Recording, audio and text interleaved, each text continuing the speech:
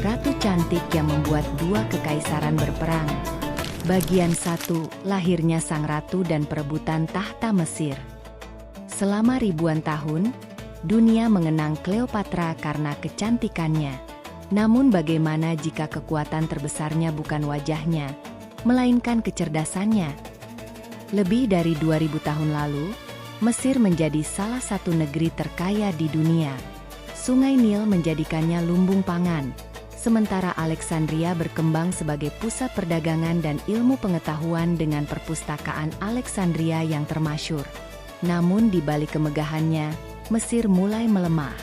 Dinasti Ptolemaios yang berkuasa berasal dari keturunan Yunani, sedangkan di barat, Republik Romawi terus memperluas wilayahnya dan mengincar kekayaan Mesir. Di tengah situasi itu lahirlah Cleopatra VII, putri Raja Ptolemaios XII. Berbeda dari penguasa sebelumnya, ia menguasai banyak bahasa, mempelajari filsafat, politik, ekonomi, dan diplomasi. Cleopatra percaya bahwa kata-kata dapat lebih ampuh daripada pedang. Saat ayahnya wafat pada 51 SM, Cleopatra mewarisi tahta bersama adiknya, Ptolemaios XIII, sesuai tradisi dinasti Ptolemaios. Namun para penasihat istana memanfaatkan sang adik untuk mengambil alih kekuasaan. Nama Cleopatra disingkirkan dari pemerintahan, pengaruhnya dipersempit, hingga akhirnya ia terpaksa meninggalkan Alexandria. Di pengasingan, Cleopatra mulai mengumpulkan pendukung yang masih setia. Ia tahu kesempatan untuk merebut kembali tahta akan datang. Pada saat yang sama, Republik Romawi dilanda perang saudara antara Julius Caesar dan Pompei. Konflik itu segera merambat ke Mesir. Cleopatra belum mengetahui bagaimana cara merebut kembali kerajaannya. Namun takdir sedang mengirimkan seorang pria yang akan mengubah hidupnya dan mengubah sejarah dunia. Bagian 2, pertemuan yang mengubah sejarah. Tahun 48 SM, Julius Caesar tiba di Alexandria untuk mengejar musuhnya, Pompei, setelah perang saudara di Romawi. Namun sebelum Caesar sempat menangkapnya, Pompei telah dibunuh oleh pendukung Ptolemaios XIII. Mereka mengira tindakan itu akan menyenangkan Caesar. Kenyataannya justru sebaliknya. Caesar marah karena menganggap pembunuhan itu sebagai penghinaan terhadap kehormatan Romawi. Melihat situasi tersebut, Cleopatra sadar inilah kesempatan terakhirnya merebut kembali tahta. Masalahnya, seluruh akses menuju istana dijaga ketat oleh pasukan adiknya. Jika masuk secara terang-terangan, ia hampir pasti akan ditangkap. Cleopatra lalu menyusun rencana berani. Pada malam hari, ia diam-diam menyelinap ke istana dan dibawa masuk dalam gulungan kain agar dapat bertemu Caesar tanpa diketahui siapapun. Saat gulungan itu dibuka, Cleopatra tidak datang sebagai seorang pelarian, melainkan sebagai seorang ratu. Dengan tenang, ia menjelaskan bahwa Mesir membutuhkan pemimpin yang mampu menjaga kestabilan dan hubungan baik dengan Romawi. Keberanian, kecerdasan, dan kemampuan diplomasinya membuat Caesar terkesan. Caesar kemudian memutuskan mendukung Cleopatra sebagai penguasa Mesir sesuai wasiat ayahnya. Keputusan itu langsung memicu kemarahan Ptolemaios XIII dan para penasihatnya. Mereka mengepung istana Alexandria dengan ribuan prajurit, sementara Caesar hanya memiliki sedikit pasukan. Konflik keluarga kerajaan yang awalnya hanya perebutan tahta kini berubah menjadi perang besar yang melibatkan Romawi. Dan bagi Cleopatra, langkah beraninya telah mengubah nasib Mesir untuk selamanya. Bagian 3, aliansi yang memecah Romawi. Perang di Alexandria akhirnya dimenangkan oleh Julius Caesar.